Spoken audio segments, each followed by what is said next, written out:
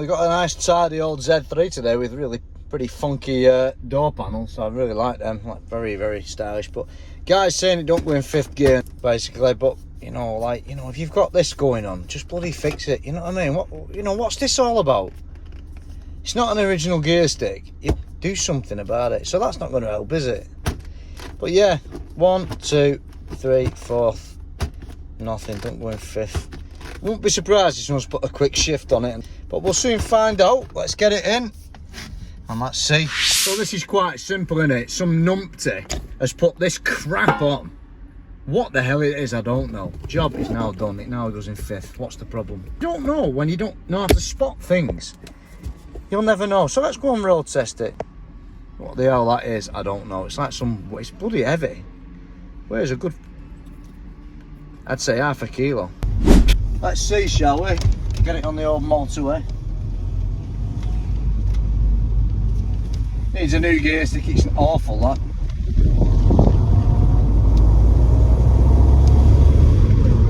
We're in 4th there now.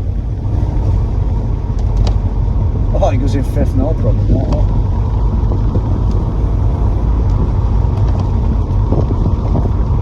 It's not a nice feel though, it feels like you're going in 3rd. That's 3rd there now. Do you know what? I don't need to go up motorway. I've seen enough basically. Perfect, goes in 5th, no problem that. So a bit of an update with this one. I'm really happy with it because what I did, I wiggled the living crap out of it like this. And I'll show you obviously in this blog update the parts which are responsible for, you know, the detents and the springs inside the gearbox. I'll try and find an image somewhere online and put that on in the video when I make it a bit later. But if you recall before, when it was in 5th, it was kind of coming out and it was just hanging. It was just, there was nothing at all.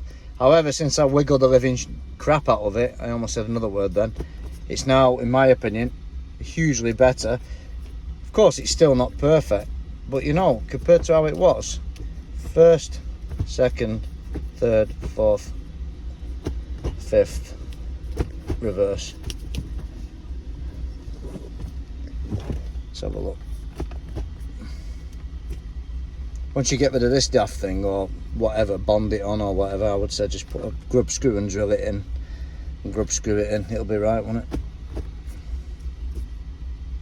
See, it's not perfect. But you know what, it's an old car, you just do what you can do, don't you? So that was one of the little jobs I had. I always have them type of jobs. They never tell you anything, then you've got to work it out. Luckily I did it within about half an hour, that one, so that was good. So let's look at another job I had, a bit of a weird one. It's not quite resolved yet, but I'll give you an update on my next blog post. And I think I'm pretty much bang on with my diagnosis. So let's take a look at this one. It's a fuel issue, perhaps. Next job, guy says, every now and then, random, dead sporadic, goes down a hill like this, driving. When he brakes, the car cuts out. Went on a road test, couldn't replicate it. Then I come up with a great idea, put it on the ramp, managed to replicate it. So let's check that one out.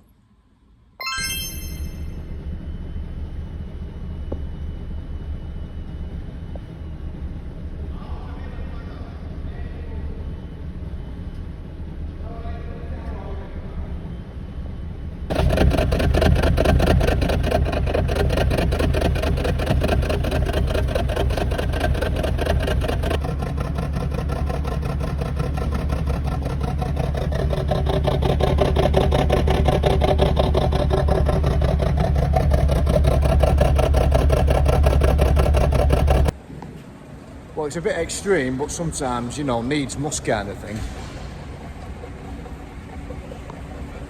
Joo, vika päälle nyt. Kato. Carlos. Young lads come in and have a look at, speak a bit of Finnish then. Huomasitkö? Se polttoainepaini saadin on viallinen.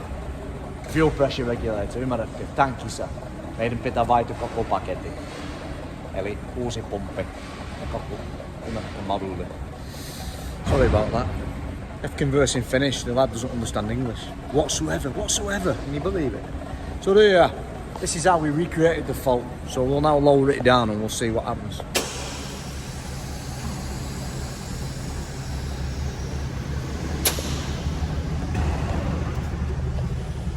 And that needle is absolutely way smoother now, isn't it? So it's a faulty fuel pressure regulator in my opinion.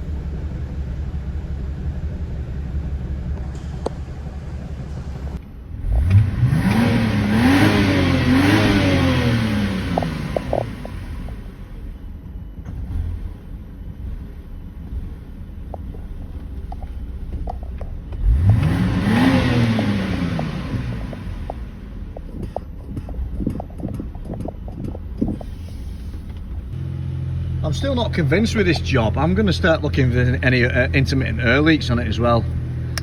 Yeah, that regulator ain't right, is it? But at the end of the day, it does seem like it has like a tiny bit of 8 amps. Isn't so bad, is it really? Let's jack it up now and see if that ampage changes. I'm going to jack it up now and we'll see what happens. That's when fault comes on, you know.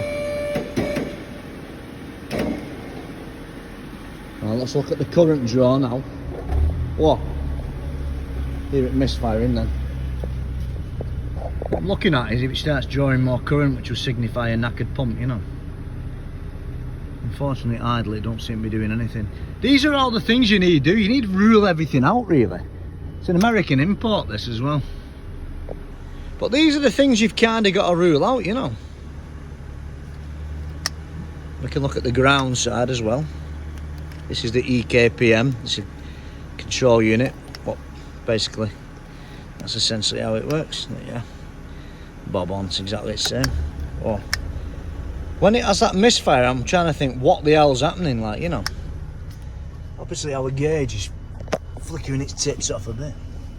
Now it's smooth, look, you see. Now it's nice and smooth. So I think it is the pump, you know, because now it's smooth as silk and the engine's smooth as silk. So when there's no kind of misfire, pump is absolutely stable as buggery. So obviously the question is, we've got a dodgy fuel pressure regulator. Everybody knows we've definitely got a dodgy regulator. Shaved my beard daft, I look daft on it. But we've got a dodgy regulator. I'm laughing. The reason I'm laughing is that, you know, you get these dodgy regulators, it doesn't always mean you're going to fix the problem, does it? Basically, because, you know, I always say, they always say, oh, well, customers always say in particular, and like car sales places, oh, are you sure? Are you sure it's the pump? You know, well, if it's not broken and it's actually working, I'm not sure, am I?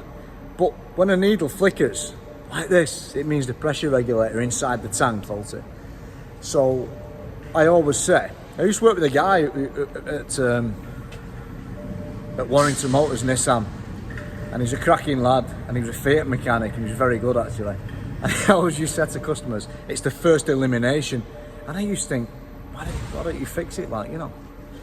But at the end of the day, you were right, because sometimes, especially on Fiats, fix it again tomorrow, you might have an issue what's so sporadic, you can't spend 5-10 hours driving and pissing around. I mean, I've just sent it up on ramp. It was a great idea because it's reproduced the fault, you know, it cut out twice actually. I couldn't quite get it on video.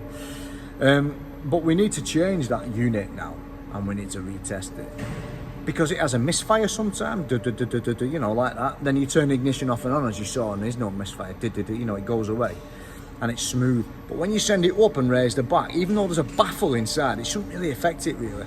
But with less than half a tank, I guess it is affecting it. So that's what we're going to do. We're going to change that, and this is fault finding. You can't always diagnose everything. There's no pressure sensor on this vehicle. We've only got a gauge in the back, and there's no filtering line in the car. It's all built into the tank.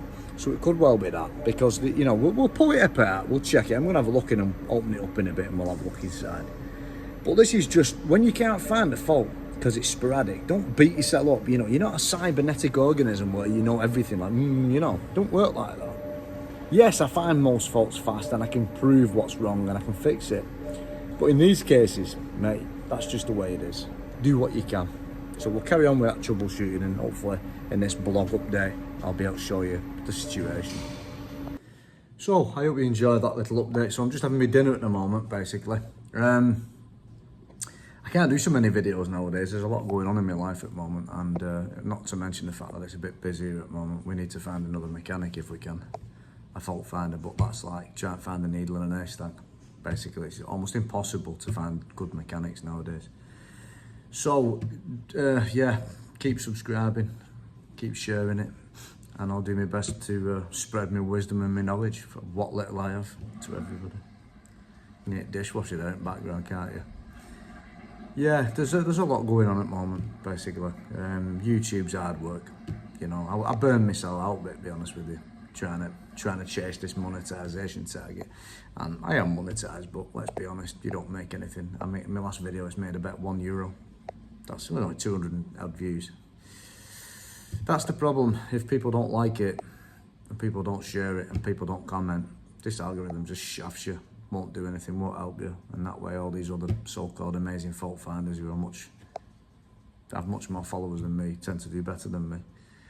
So that be me. I'm not bothered about it anyway. I don't really give a shit, to be honest. It is what it is. If I make a bit of money out of it, helping people, great. If not, I like making videos. Basically, that's it.